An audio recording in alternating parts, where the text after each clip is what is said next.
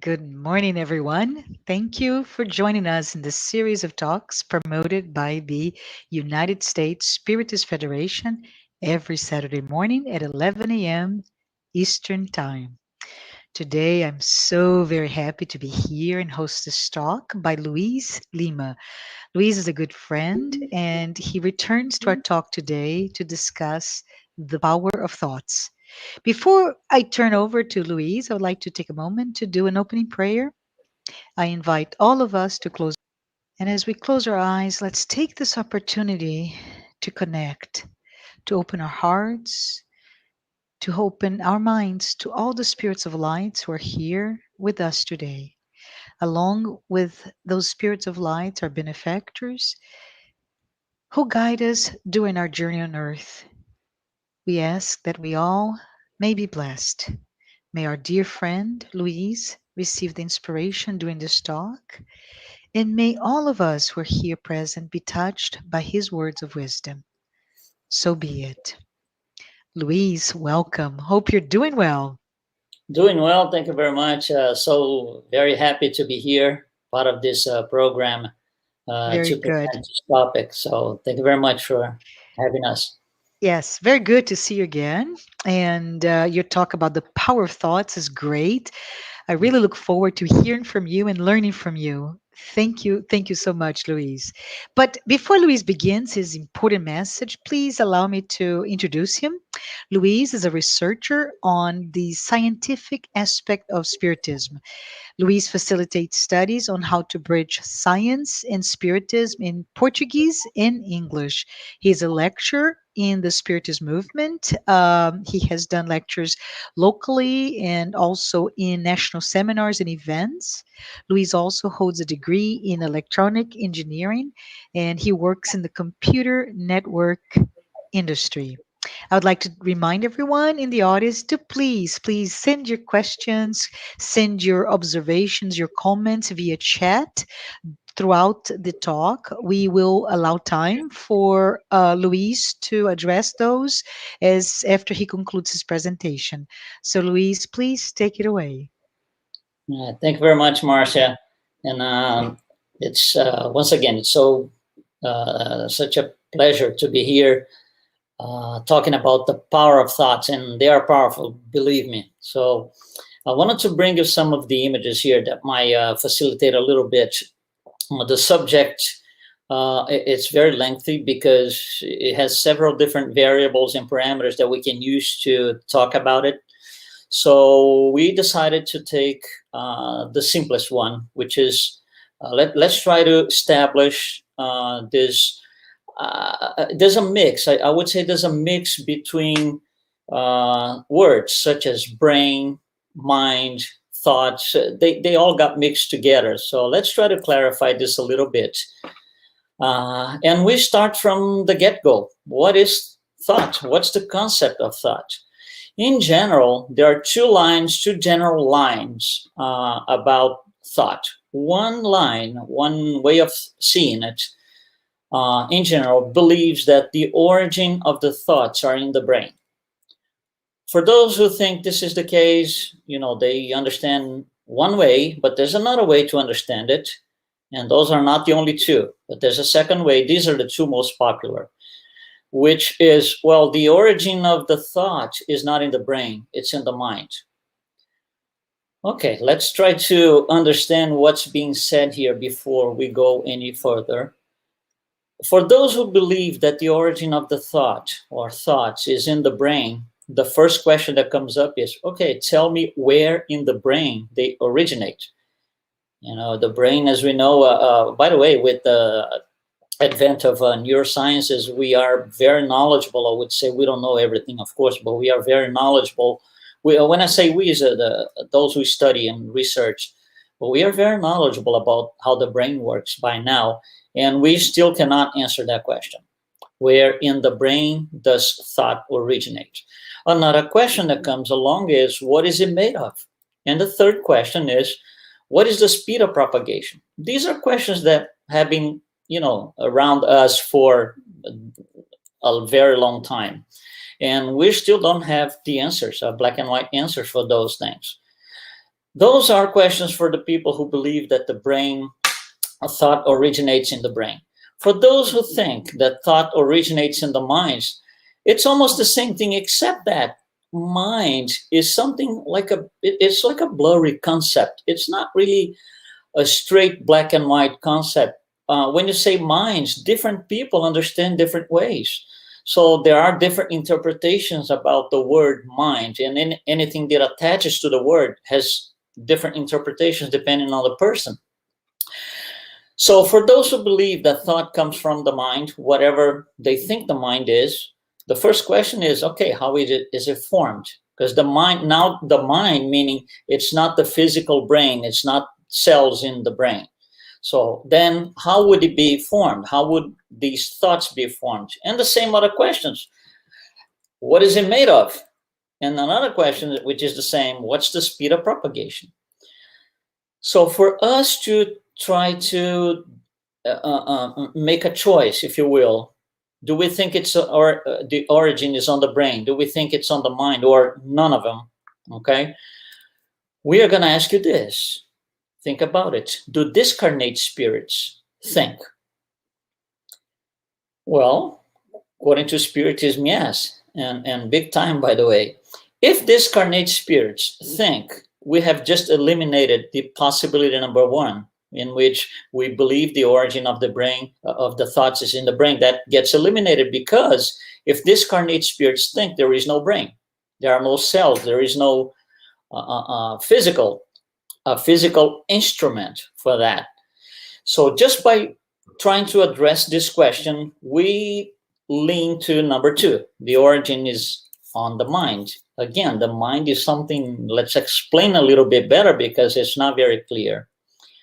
What does Spiritism tells us about thoughts? Spirit Emmanuel goes at length in several of his works. So I took some of the definitions, some of the phrases that will matter to us in our study here today. So he will say that thoughts are forces, images, things, and creations, visible and tangible in the spiritual realm. So although for us it's this, imagination, if you will, we can't really touch and see, our five senses are no good for identifying thought in general.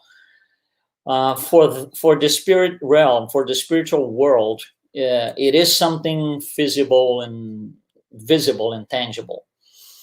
And he continues, he will say that thoughts are a sort of living energy that displaces subtle forces around us. What is subtle forces? Are forces that we can't detect because we don't have a way to detect. Building landscapes and shapes. So he builds landscapes and shapes. You can think of landscapes and shapes as something physical, geometrical, right? And creating magnetic centers or waves through which we emit and receive each other's performance. That's interesting, because look at look at this phrase here: creating magnetic centers or waves. So thoughts create waves. Thoughts are not waves. That's the first thing we need to understand, because a lot of us will say, well, thought is a wave and so. It's not a wave. It creates waves. It's a cause for the waves be created to propagate, but thoughts themselves are not the waves. Also Spirit Emmanuel, in his other book, Thought and Life, which is a book entirely about thought, he will say two interesting things. Thoughts are creative electromagnetic forces. Again, they're forces, they're not waves.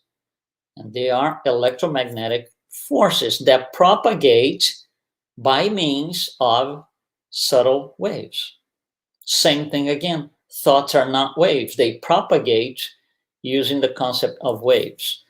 So one thing that we know so far, that, from all these phrases here, all these words that we have been told by Spirit Emmanuel, thoughts are forces. And it's a force that we cannot really detect in a material realm. We don't have a way to do this, because to detect things, we interact with the material realm, material world with our 5 senses, and none of them can detect thought. Okay? All right, let's keep going. It's going to get better. It's going to get better. Here's Andre Luiz, another spirit, telling us about thoughts. They are living and active forces whose speed is even faster than the light. Okay, so the answers are coming up. We had a question in the very beginning. What is the speed of thought? We expected maybe a number, so many, whatever, miles per second or something like that.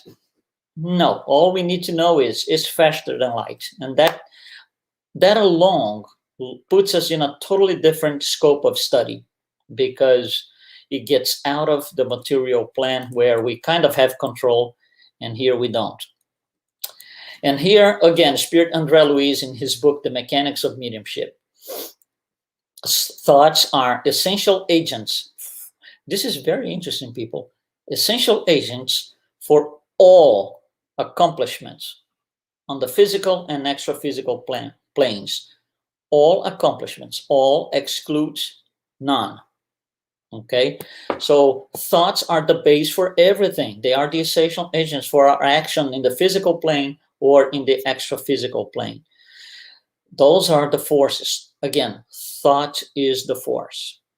So coming back to this here, coming back to the first slide that we put in, thoughts originate outside the brain. So does it automatically answer the question, thought is generated in the mind? It's hard to say, because mind is almost like a personal interpretation. So for now, let's just consider that it's not in the brain. It's outside the physical plane. That's all we need for now. We don't need to get into defining mind and studying, do psychological studies. That's not necessary for what we're going to address here today. Okay, so thoughts originate outside the brain. So we need to study what happens outside the brain. And Spiritism is very clear about it. Allan Kardec tells us that between the spirit and the physical body, there's something called perispirit. The drawing that you see here, okay, on this drawing, we decided to sketch the spirit as in the shape of a body. The spirit is not a body, but it's just for visually to make more sense to you. Okay, so please understand, the spirit is not a body with a shape. It's just to make a better visual appealing for understanding what I'm going to say. So perispirit is this middleman, if you will, between the spirit and the physical body.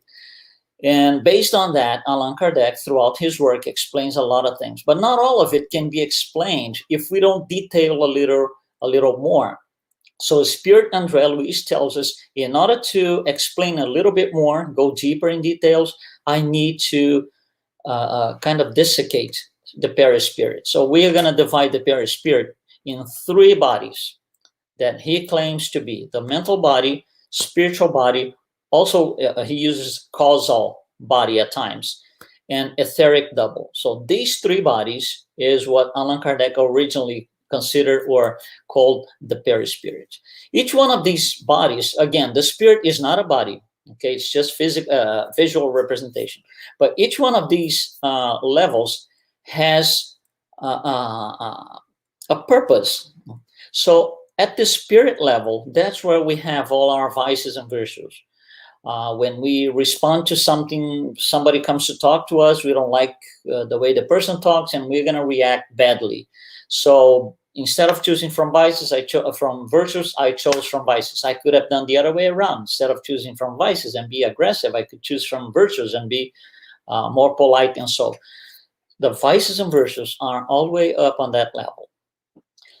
Anything that the spirit is going to do, it has to send a command to the next one in line. Imagine a production line. These 5 things that you see here, it's like a production line. So the spirit sends the message to the next one down the line, which is the mental body. The mental body generates thought, and that's the only thing that the mental body does, generates thought, which is the purpose of our talk today. Once the thought is formed and generated, it goes down to the next one in line, which is the spiritual body that has, that's where all the debts and credits take place. Everything is recorded in there.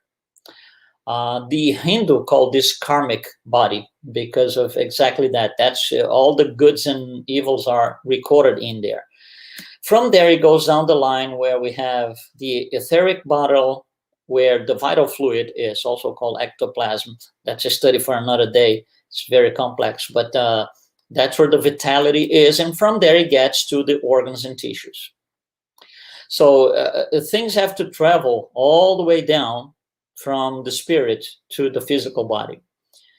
Okay, once we have this in perspective, I'm going to ask you to think about a place that you like. I'm putting Paris here. It doesn't have to be Paris. It can be anything you like, a place that you have been to, but it's relatively far. So, for example, if you are on the east coast of the United States, if you want to go to Paris, you have to take a plane and so and so and so and so, and it's going to take you about maybe 10 hours, maybe 12 hours, depends a little bit on where you are. But let's just say it takes 10 hours to get me to Paris. Now, how long does it take me to think about Paris? It's instantaneous. There is no going to the airport, no plane, nothing impeding me from just raising up my thought, and that's it. I'm in Paris. So there's a tremendous difference between the level of the physical body and the level of the mental body. If I am able to think about Paris in even picoseconds, maybe even less, thought travels at the speed more than the speed of light. If I'm able to do this, then the brain does not participate in the process, because the brain is at the bottom level, at the physical body. If I'm able to think about Paris like this, or whatever, and anything, not only a place, anything, anybody, anything at all. If you want to think about going to the moon, same thing. You're there in less than picoseconds. So thought does not depend on the brain. That kind of reinforces the idea that thought originates outside the brain. And I think with the Spiritist studies, especially André Luiz, that brings us all of this here, I think it's very clear that thought generates outside the brain and is going to make its way into the brain. And it will. We're going to discuss this a little bit. But thought originates in the mental body, several layers above the physical body that we have when incarnate. And by the way, discarnates think. Discarnates don't have physical body, they don't have etheric double, and they're still thinking, because thought originates way above that. So how do we, what happens when we think? So let's say on the left side, let's say it's you, okay, the representation of our subtle bodies and all. On the right side, it's the same thing for another person, another incarnate person. When we think, we generate this thought that propagates in waves. Thoughts are not the waves, it propagates in waves, and it goes all the way to reach the other person. How does this other person pick up the idea? Does it go to their brain? Where does it go? How do they receive this thing? Well, here's on the right side of your screen is a representation of somebody who is incarnated. But somebody who is discarnated can also receive your thoughts, and they don't have brains. If they're discarnated, they don't have a brain, because the thought is received at the same level that it is emitted. We just saw this on one of the Emmanuel phrases. So if thought generates from the mental body, it is received at the mental body level, because that's the level that understands that energy. So you think of something, your mental body puts it out. Somebody's thinking something, you receive thoughts. We perceive thoughts through our mental bodies as well. So the brain is almost like a secondary thing, because first of all, again, discarnates don't have a brain. And this thought that was generated by us, let's say we are on the left side here, it's going to make all the way down to the physical body, which is where the brain is. But it has to pass through first the spiritual body, then the etheric double, and then it's going to make its way into the physical body. We're going to see what happens here, because that's important. That's very important information. And I think that's the key to what I wanted to bring to you today, what I want to have us think about it. So let's understand what takes place at this mental body. So the spirit sends the energy, sends a message, if you will, to the mental body. The mental body is going to generate the thought. So let's say I'm thinking about a garden and you see a few flowers in there. So my thought is a flower. As we saw in the beginning, when we think, we form these shapes and landscapes. This is called thought form. So the spirit sends a message to the mental body elaborates the thought and generates a thought form. This thought form is what's visible and tangible in the spiritual realm, as we saw in the beginning. Anyway, so here we go. So there's an energy that flows from the spirit to the mental body, and there's an energy that flows from the mental body to form the thought form, but the energies are not the same. It's not the same type of energy. The spirit talking in quotes to the mental body carries one kind of energy. The mental body generating the thought form is another form of energy. So in between, there's a conversion of energy. That's what the mental body does. It converts one type of incoming energy to another type of outgoing energy. Well, so if there's a conversion of energy here, right, and we know this from physics, every time you convert one type of energy to another type of energy, there's a residual energy, there's a residue, there's a byproduct. Same thing here. So every time the mental body forms the thought, a byproduct is generated. It's becoming interesting, right? Yeah, I thought so too when I was studying this. Well, what happens to this byproduct? Where does it go? What is it made of? This residual energy. Well, let's see. Let's study this. It's very interesting. So we saw that the mental body generates the form, the thought form. In generating the thought form, two things will happen: the creation itself and the propagation. Okay, so the creation of thought forms, by the way, I put here on your screen, you can see mental larvae. That's another term used by Spirit André Luiz to mean thought form. He uses both. Okay, so here it is. My mental body generated this energy and created the thought form. Now, this thought form can be something very expressive or can be something dim, not really very bold. And what makes it be bolder or not? What makes it be really strong or not necessarily really strong? Two things. Our will. Am I really willing this thing to happen? This thought, does it really represent something important to me that I want to put my emphasis, my focus, and my energy on? Yes or no? And how long can I sustain this thought form, which is what I called here the upholding? How long can I sustain that for? Here's an example. Let's say you're driving home, okay, and it just comes through your mind, using a popular expression, it comes through your mind. Well, when I get home, I need to make dinner, for example. And that was it. It came in, I got to make dinner, and you keep driving, paying attention to traffic, or the thoughts come in and out. So the fact that I thought about making dinner wasn't really significant in terms of effort and energy. I didn't have to like concentrate on that. It was just a thought that came in and out.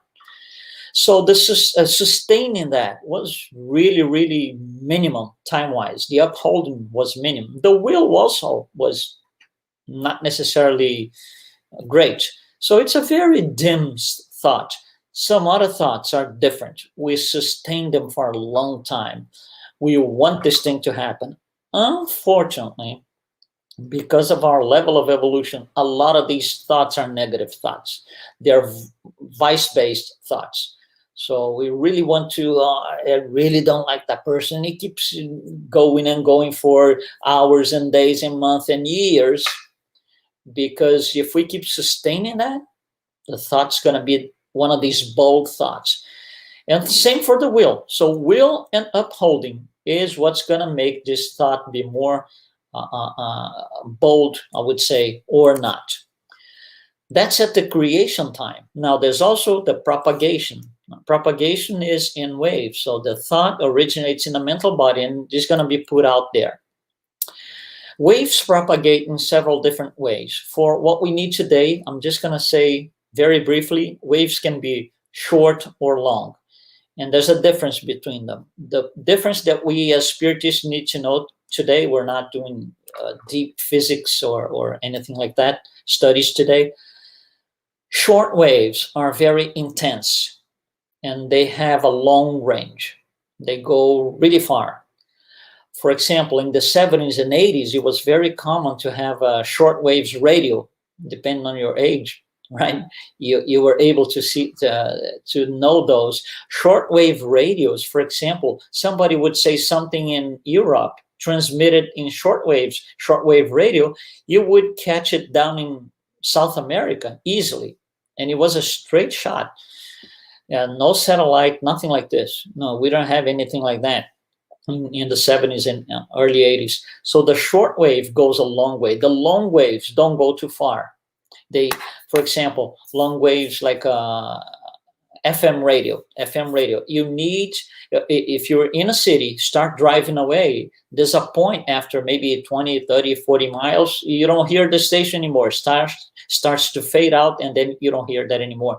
Because these waves are not nearly as, the range is not nearly as good as the one for short waves.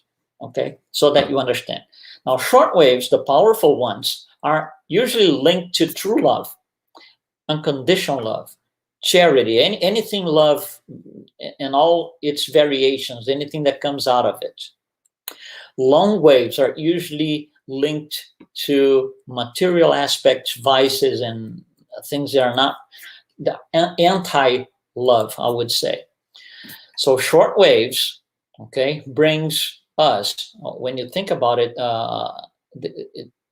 it brings us words like these that you see here: compassion, charity, solidarity, humility, and so, right? Long waves brings us the other way around: hatred, greed, selfishness, and a whole list of things. And short waves, which are the ones linked to love, will have an impact on the physical body. We're going to get there in a minute. But it will clean up, protect, and boost the immune system. The other waves, right, the ones based on vices and purely material interests, these will pollute and undermine the immune system. That's pretty significant. So just what I'm thinking, or the energy that I put in, and what I'm thinking, what I'm bringing from my mental body, can kill my body, literally, depending on what I'm thinking. So the energy of these thoughts, it's something very interesting. Again, from the mental body, it has to go to the spiritual body. And there's a conversion of energy, because the energy level of the spiritual body is not the same as the mental body. So there's a conversion of energy at the spiritual body, same in the etheric double, and then it finally reaches the body. When thought goes through all of this and it reaches the body, it reaches one particular organ, which is the brain, as we know. And the brain then is nothing else than the instrument to receive the thoughts, is the instrument that registers these thoughts, which is totally different than the one which generates the thoughts. Nothing originates here. It comes from outside. I usually use this expression: the brain buys what the mind sells. So it comes from outside. and the brain registers these thoughts. Once they are registered in the brain once it controls the entire biology of the system, things are going to happen at the biological level. But the thought is not generated at the brain. Here's André Luiz speaking about this. The spirit finds in the brain the seat of command for the energies that serve it as the tool for expressing its sentiments and thoughts. Again, it's a tool for expressing what the spirit is carrying within. It's not the tool that generates anything. The brain does not generate anything. So now our thought made its way down to the brain. What happens in the brain? Well, several different things. We're going to see some of them. It depends on how I look at it. There's several different angles. There's several different possibilities to analyze this. We're going to take a peek on some of them. So from the evolution point of view, when you look at the brain throughout time, throughout all the kingdoms, it had to go through an evolutionary process. We start on the inferior animals when the primary type of brain was called the reptilian. So reptilian brain is in all the animals. Now, with time, things were developing. We evolve, or creation evolved, and then the brain got a second layer, if you will, that we called paleo-mammalian. And then later on, when humans came on board, another layer was added, new mammalian. So the brain has three levels, and that's very well explained by André Luiz in his book, In the Greater World. So the brain has three levels if you think about evolution. So the brain was not ever the way it is now. No, it came from a lower layer. It had a second layer added on later, and then a third layer. That's the brain that we know today for humans. That's from the evolution point of view. From the anatomy point of view, okay, considering again the works of André Luiz, the reptilian brain, the lower level brain, is called primitive brain. That's the expression he uses. We will see different other names across literature as cortex, basal ganglia, different names, but it's the primitive. Okay, it's the lowest level. In the middle, the paleomammalian, in anatomy, it's called the intermediate zone, or also known as neocortex. And at the highest level, we have the frontal lobes. We don't want to go too deep into this because we're not studying the brain at length. We are just looking at what the brain does with the thought that came in. Okay, so at the highest level, we have the frontal lobes. Each one of these takes a different type of energy. The energy level at the reptilian is the instinct. Things happen because they are automated in the perispirit, if you will. For example, digestion. I don't have to think about, oh, I ate, so I got to stop. I can't do anything until my system digests the food. No, it's automated. Heart beating, automated. A lot of things in our system are automated. Those that we have automated, the animals have too. Okay.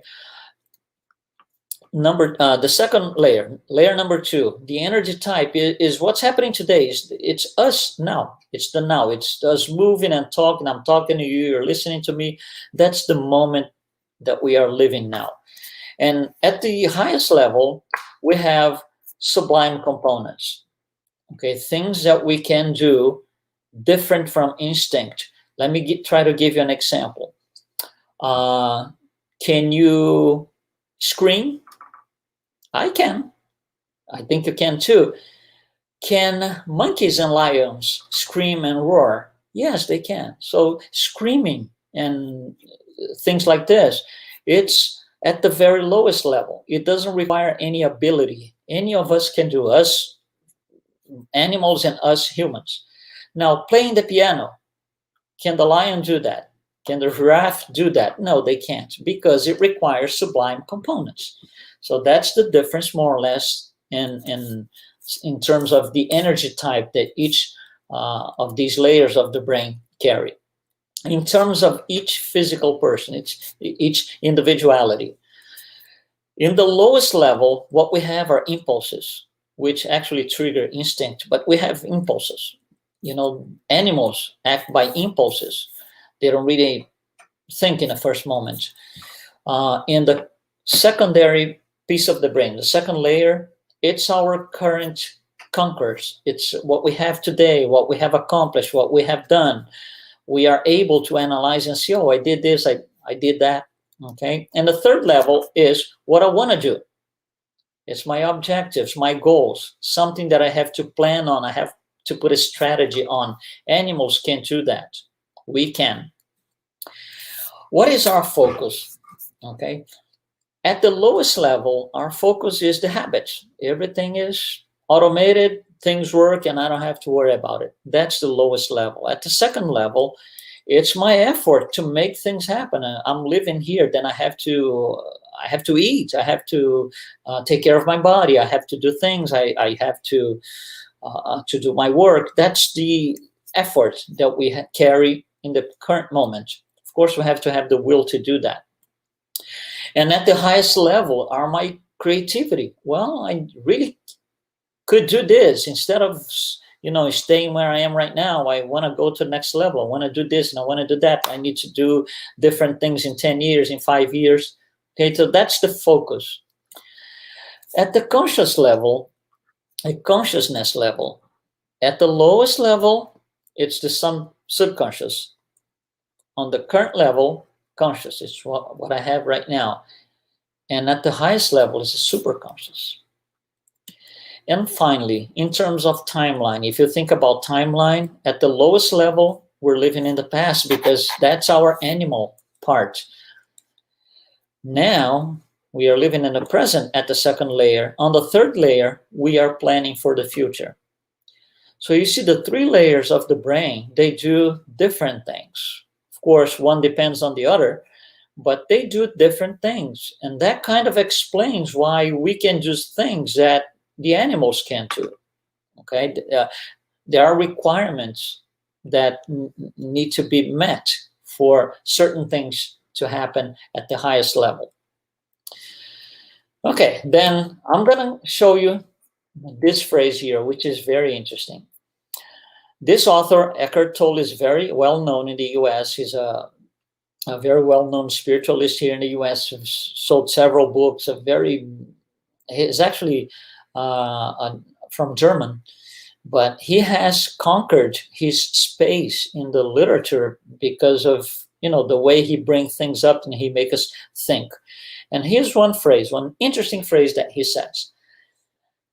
It's worth going slowly, okay? We spend most of our lives thinking about the past and wondering how our future can be different from it. Okay, let's stop for a minute. If we spend most of our lives thinking about the past, we are at the red level. Remember, reptilian, instinct, habits. So we are very much in favor of keeping the habits. In the meantime, we forget the present moment, layer 2.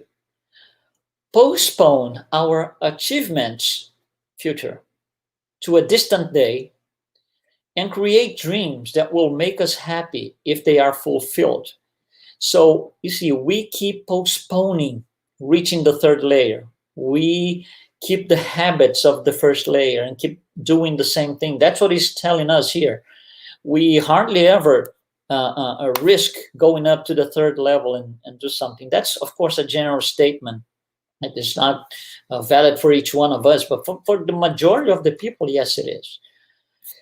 And here, how he concludes, to change our lives, we need to start now. See, now is the second layer.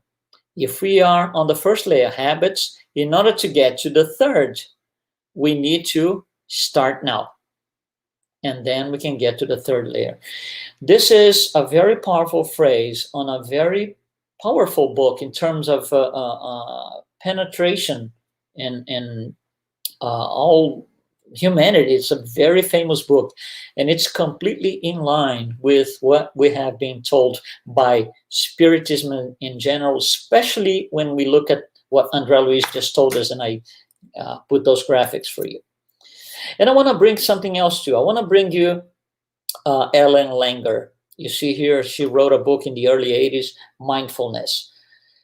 It's a very interesting book. She narrates an experience, an experiment that she herself produced in the early 80s. This is what the experiment was. She took two groups of, if I'm not mistaken, 25 people. I might be mistaken on the number, but I think it was 25. So she took two groups of 25 people outside Boston to a monastery that was not being used. It was not being used as a monastery. It was just abandoned. So she prepared the whole thing. Of course, a group of people. She was leading the group. So she prepared the whole thing in terms of outside painting, internal decoration, so and so. The goal was to have two groups. One group was being told, you're gonna, and these people were all over 65 at the time, okay? Most of them over 75. So she took these people and said to one group, she said, well, you're gonna be in a place that's gonna resemble the 50s. And to the other group, she said, you're gonna be in the 50s, not resemble, you're gonna live back in the 50s, completely 100% of your time, energy, and focus. Inside the monastery, everything was 50s. Not a single piece of decoration, art, nothing at all would resemble anything past the 50s. The people who would literally live 100% of their time in there, 1 week, in the 50s, for those people, even the news were the news in the 50s. From the original, the black and white TVs, exactly as they were in the 50s, she was able to get some of those. The news were the same news that were being presented to these people in their 1950 and so. The purpose of the experiment was to see the influence of thought and age on the biometric markers of each person. So before the experiment take place, she took all the 50 people, two groups of 25, and collected all that information, blood tests and hormone tests and anything from, you do a full-blown exam from top to bottom. So she acquired that information. 1 week later, when the experiment ended, she took the exactly same biometric markers. For the group that was told, you're going to be in a place that resembles the 50, there was no significant alteration. It was about the same before and after the week that they spent out in there. For the second group that were told, you're going to be literally living in the 50s, there was a tremendous difference in their biometric markers. If you would, that's what they did. They took the two sets of data from the same person, and they took to several doctors and that didn't know anything about it. And so they would ask these doctors, what do you think about these two? And the doctors would say, well, these are people in their 70s, maybe. These other here are people in their 20s, maybe 30s. That was very interesting. So you see, the way these people were thinking that they were in the 50s made a tremendous measurable difference. We could see in their organism, in their physical organisms. And then she concludes with two phrases that I think are very interesting for us to reflect upon. Number one, this is out of the book. Those are not my words, out of the book. Regular and irreversible cycles of aging. You see irreversible in quotes because it is in the quotes in the book. That's not me. Regular and irreversible cycles of aging that we witness in the later stages of human life may be a product of certain assumptions about how one is supposed to grow old. Isn't that interesting? That's habit. That's reptilian brain. Oh, I'm supposed to grow old this way. I'm supposed to get old. I'm supposed to have pain. I'm supposed to feel this. I'm supposed to. That's reptilian brain. And she continues. If we didn't compel to carry out these limiting mindsets, meaning if we decide to step out of the reptilian brain, we might have a greater chance of replacing years of decline with years of growth and purpose. That's beautiful. And those two phrases are based on a true experiment, the one that I just told you. And it's not something, well, let's assume this is going to happen. No, it didn't happen. We measure, we have scientific proof of it. Very interesting. So you see how we are, how our not using properly our 3 layers of the brain, how we can undermine ourselves. We can completely undermine ourselves. And coming back here, again, the lowest level, the red level, is where habits are, reptilian, living in the past, all of that. Okay, from this drawing, let's go to the next set of conclusions here. So, on the reptilian brain, okay, we are at the lowest level. At the highest level, we are at the frontal lobe. We saw this before. What does it mean? Reptilian brain makes us territorial. When you say some things like this, no, you can't touch it. This is mine. This is mine. Get out of my place. Get out of my. This belongs to me. That's reptilian brain. That's what the animal does. Territorial. At the highest level, this is not mine. This is ours. This is all us. Let's grow. Let's expand our consciousness. Instead of atrophying within a certain territory, we expand our consciousness. At the red level, we have instinct. We are driven by instinct. At the highest level, we are driven by rationality and logic. Our thoughts are more, or the way we deal with things are more, should be, right? Rational and logic. If we are acting up upon instinct all the time, we just be aggressive and respond, without thinking. That's what the monkey does. That's what the lion does. That's what the animals do. At the lowest level, there's guilt because we do things and then we are kind of, well, I did this. What do I do now? I'm sorry. How do I react to that? At the highest level, there's liberation. There's no guilt. Everything is liberating. Oh, I did this in the past. Good thing I don't do that anymore. That's liberation. You see, at the red level, it's like this. Oh, I did this. Oh my God, I did this. Oh, how am I gonna do? Oh my God, I did this. I'm stuck. At the green level, it is, oh, I did this. Oh, what an awful thing. Good thing I don't do this anymore. Liberation. At the lowest level, red level, I'm just surviving. That's what the animals do. I'm just surviving. At the highest level, I'm growing. And they're opposed. Either I survive or I grow. And that happens inside each one of our cells. Each protein inside each one of our cells is either in survival mode or growth mode.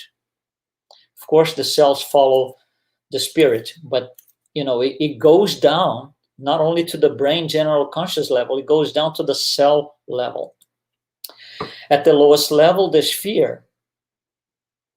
At the highest level, there's love. At the highest level, love is more important than fear. At the lowest level, fear is more important than love. Not that the animals don't love each other. Yeah, we can see those, mothers getting their cubs and so, but it's different. And finally, at the red level, everything is a problem. We create problems out of problems. At the green level, everything is a solution. Every situation is a solution to something else. At the red level, every situation is a problem that came along. It all depends how we interpret. If we are stuck in the green level, in the red level, we are undermining our own growth, our ability to love, to think, to do strategy, to expand ourselves. How do we not get stuck in there? Well, Emmanuel tells us there's two things, right? The wing of knowledge and the wing of love. Knowledge will help. Knowledge is a starting point here. And once we understand all of this, once we understand what goes around, it makes things easier for us to see what's going on outside the box and understand. And I want to leave you with this image that we presented before. The byproduct of the conversion of energy from the spirit to thought form goes where? To the brain. What is it doing in the brain? It depends. If the thought is bad, what kind of residue do I have? What kind of byproduct do I generate? Bad energy that's stuck in the brain now.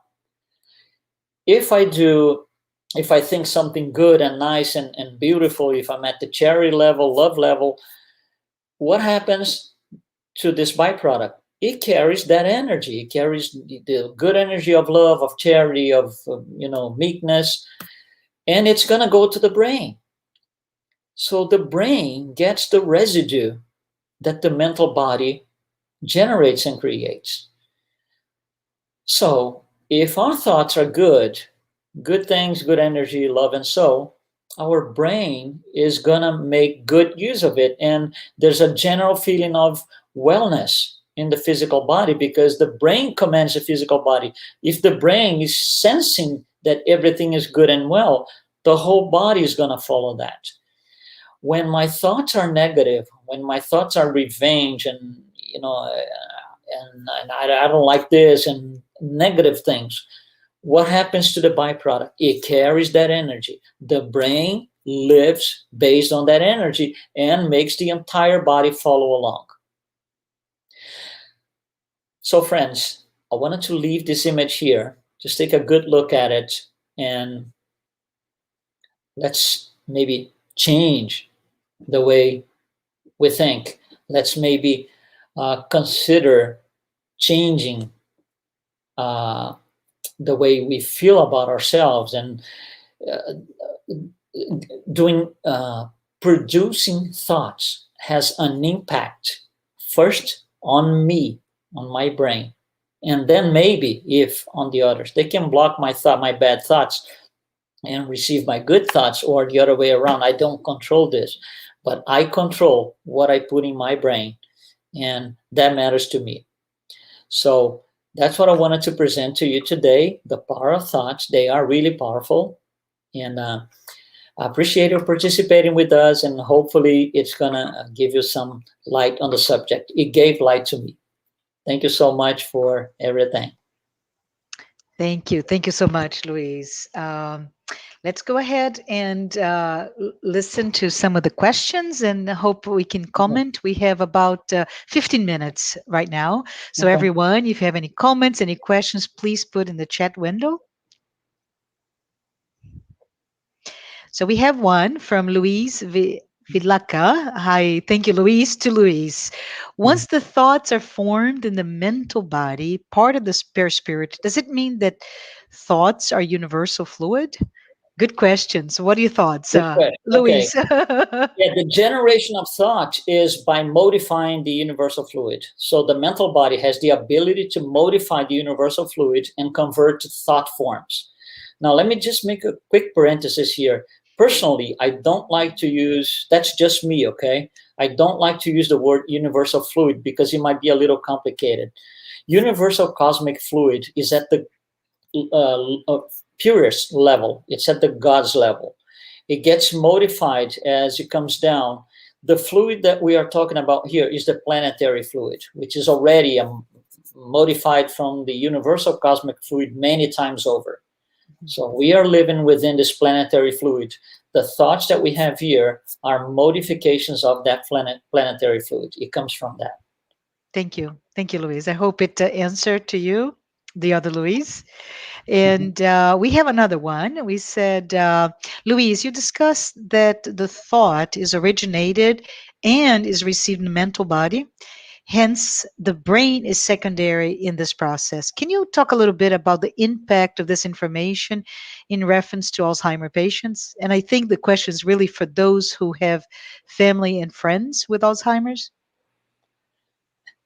Yeah, the mental process, as we saw, the thought process does not require a brain because discarnate spirits can think and they hear in quotes, thoughts. So the brain is something secondary.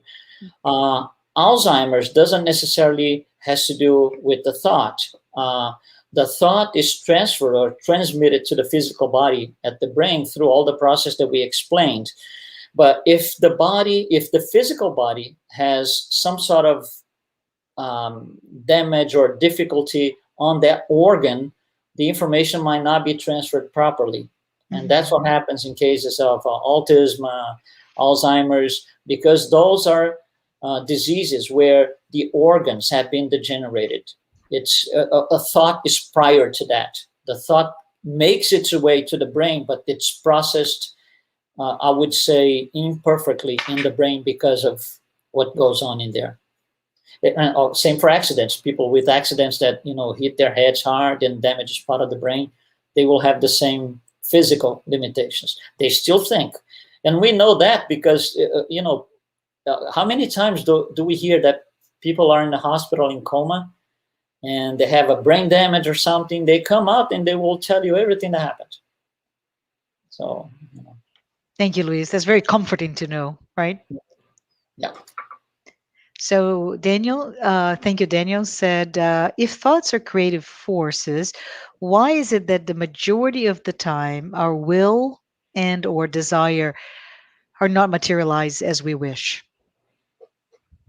There's a very interesting study. It's in the book The Mind and the Brain by Jeffrey Schwartz. He's a scientist, a scientific book.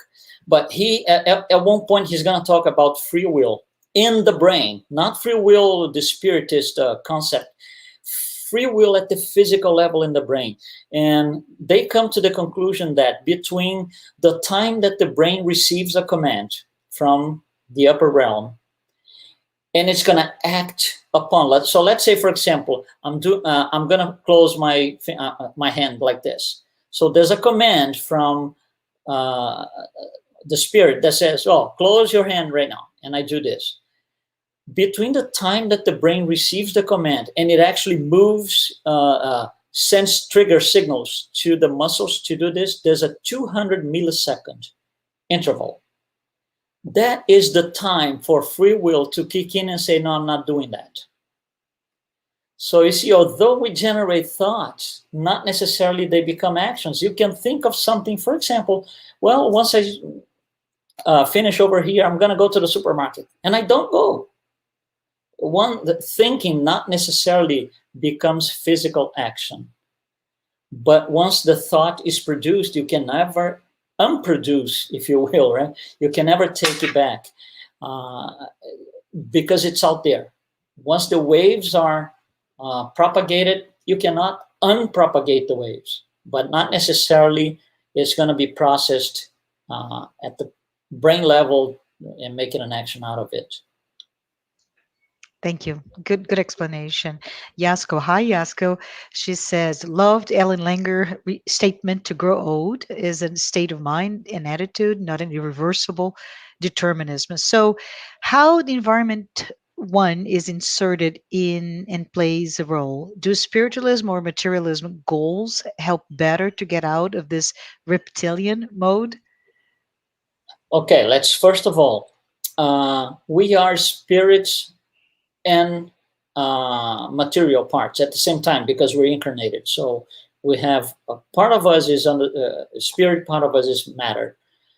Because of the level of evolution that we are in, we are a lot more subject to material influence than spiritual influence. Most of us, not all of us. For example, Gandhi, Mother Teresa, Brazilian medium Chico Xavier, people like that, they are very evolved spirits. So the influence of the material world on them is minimum.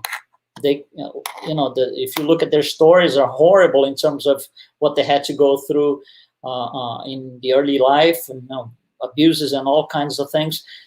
And they didn't become a psychopath. They didn't become a criminal. They didn't discount any of that, or it didn't trigger any violent process within them, because they are very evolved spirits. So we are influenced by the material plan a lot more than the spiritual. So yes, the environment for us matters. And that's why it mattered to the point that they were able to reproduce the environment from 35, 40 years ago to those people, and it worked.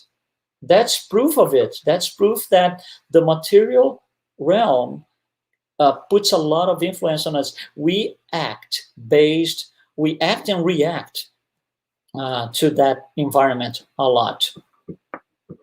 So That's very interesting. So RK asks, could we have a block between the spirit and the mental body? And if so, what would that produce? the block is called free will. You can free will makes you. I was just saying about the 200 milliseconds. That's the free will in the brain, but there's free will in other places. For example, free will in the spiritual body, which is the body in the middle, just below the mental. That's where the law of karma is. That's where my debts and credits are. So my thought can be, oh, I'm going to do this, and then in the middle I say, no. When I look at my history, it's not going to work, because every time that I did this, I got in trouble. So no, stop. Abort the process, if you will. So yes, there's the block is it's not something external. The block comes from within, from my free will in being able to analyze the situations and stop them, because I'm do something that I did before and I know it's not going to be nice. For example, if you analogy, right? If you put your hands on fire and you get burned, you don't need to do this again to make sure it's going to burn. You only do it once. And if you do it twice, there's going to be a point where you're going to say, no, not this time. I'm tired. I've done 15 times. I need my hand in place, So yes, it's free will that controls everything.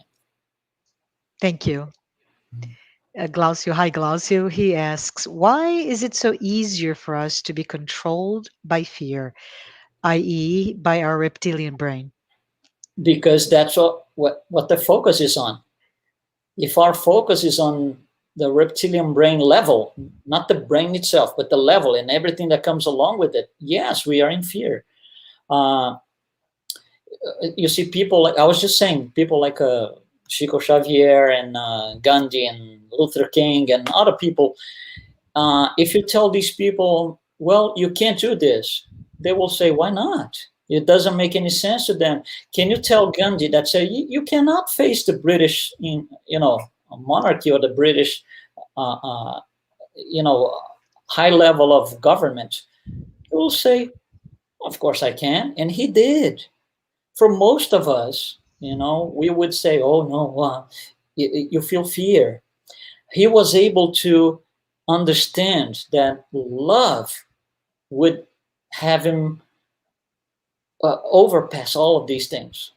Whatever the size of the Himalaya is, he's gonna go over it, because he's love driven, not physical driven. Thank you, Luis. Kirsten, hi Kirsten, is asking, do you think that the obsessors don't want the general public to understand this, because the more and more people can free themselves from the mental chains that bind them? Yes, obsessors operate at the reptilian brain of those who they obsess. Mhm. You see, if there's, let's go back to this. Reptilian brain is the red level.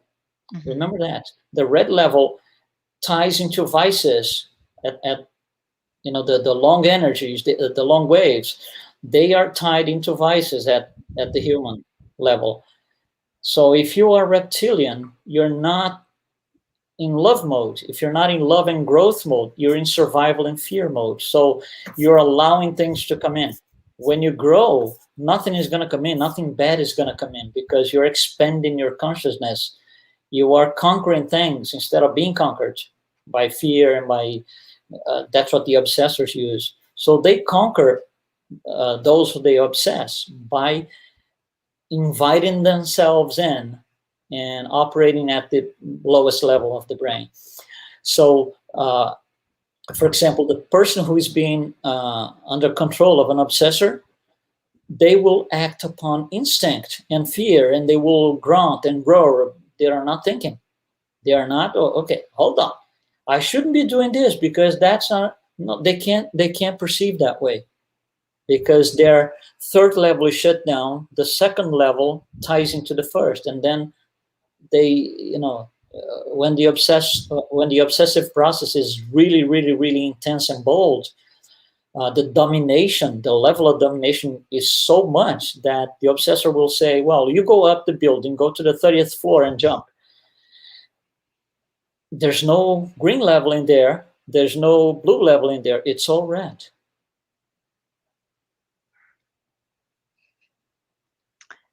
Luis said to us, if we consider that the perispirit is tied to the physical body of the incarnated on a cell-to-cell basis, couldn't we also say that our perispirit has an ethereal brain? Is there any supporting evidence to that? Or supporting reference to that? Okay, the ethereal brain, ethereal is at the etheric body level. Etheric body level is vitality. That requires a physical brain attached to it. Okay, so that's for incarnates. For discarnates, that doesn't apply because they don't have a physical body. But yes, it's cell to cell. It is cell to cell. But, when thoughts make their way down from the mental level, the mental body coming down to a spiritual body, and it goes down to the physical body, if there's a physical body, it will be processed by the cells. But if there isn't, they will not. They will stop at the level of, you call the perispirit, I'm being a little bit more specific. They stop at the spiritual body level, which is debts and credits. So, it can't really consider that way. I have another one from Yasko. Thank you, Yasko. She says millions of years of reptilian brain development versus more recent development of the neocortex and frontal lobe brain. I'm sorry, of the neocortex and frontal lobe, right? Yeah, the frontal lobe is the current level that we are in humanity. Okay, Mhm. so the basic brain is reptilian brain. You see, for us humans, we have all three. We have all three, and sometimes we use one or another, but we have all three. So we do have reptilian, then what we call the neocortex, and then the frontal lobe. Yes. The frontal lobe is where creativity is where strategy, imagination is. You can make a strategy for something to happen, let's say tomorrow. Something simple. You can just say, well, tomorrow I want to go to the beach. For example, it's something simple. Animals can do that because that requires creativity. That requires the ability to imagine and put a strategy that will come along with that. Very interesting.